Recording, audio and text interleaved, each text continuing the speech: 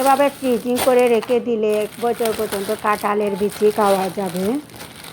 যখন কাঁঠালের সিজন থাকবে না তখন কাঁঠালের বিচি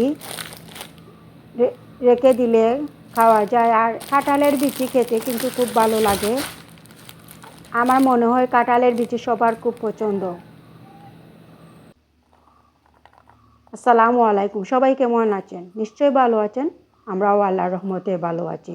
এখানে কাঁঠালের বিচিকে আমি খোসা ছাড়িয়ে নিয়েছি। এখন খোসা ছাড়িয়ে নিয়েছি। এখন আমি এটাকে পানিতে ভিজিয়ে রেখে দিব অনেকক্ষণ, যাতে কাঁঠালের বিচি খোসাটা পরিষ্কার হয়ে যায় তাড়াতাড়ি। দেখুন, অনেকক্ষণ ভিজিয়ে রাখার পর পানিতে তখন আস্তে আস্তে খোসাটা উঠে আসছে। এখন এই বাটনার মধ্যে আমি কাঁঠালের বিচিকে পরিষ্কার করে নিব। এই বাটনা আসলে খুব কাজের। খুব সুন্দরভাবে এভাবে ঘষে নিলে কাঁঠালের বিচির এই খোসাটা উঠে আসে আর পরিষ্কার হয়ে যায়। দেখুন কত সুন্দরভাবে পরিষ্কার হয়েছে বাটনার মধ্যে কাঁঠালের বিচি। এভাবে ঘষে নিতে পারেন, খুব তাড়াতাড়ি এই খোসাটা উঠে আসবে। এখন আমি পানিতে নিচ্ছি, আমি দেখাচ্ছি। প্রথমে পরিষ্কার পানির মধ্যে নিয়েছি। দেখুন কত সুন্দরভাবে খোসাটা উঠে আসছে। আপনারা চাইলে আরও পরিষ্কার করে নিতে পারেন।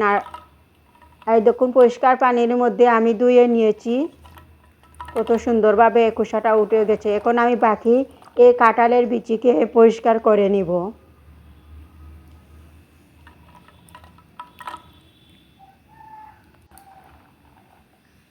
এখন বাকি কাঁঠালের বিচিকে আমি পরিষ্কার করে নিব বাটনার মধ্যে।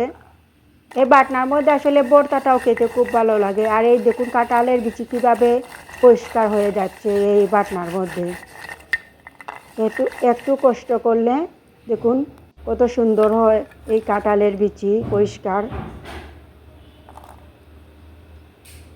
আমি সব বিচিকে পরিষ্কার করে নিয়েছি অফ ক্যামেরাতে।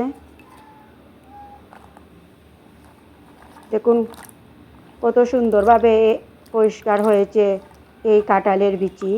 এখন আমি কাঁঠালের বিচিকে ধুয়ে নিব। দেখুন ধুয়ে নেওয়ার পর দেখুন কত সুন্দর দেখাচ্ছে কাঁঠালের বিচিকে।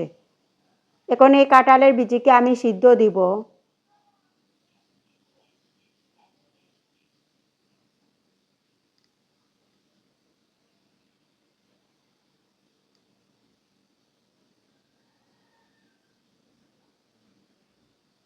পানি যখন একটা বলক উঠে আসে তখন আমি এই কাঁঠালের বিচি দিয়ে দিব পানির মধ্যে। আর বেশি সময় সিদ্ধ দিতে হবে না, বেশি সিদ্ধ হয়ে গেলে আসলে খেতে ভালো লাগে না। আবার যখন একটা বলক উঠে আসবে তখন আমি নামিয়ে নিব কাঁঠালের বিচিকে। এখন নেড়ে চিড়ে ঢাকনা লাগিয়ে আমি একটা বলক যখন চলে আসে তখন আমি নামিয়ে নেব।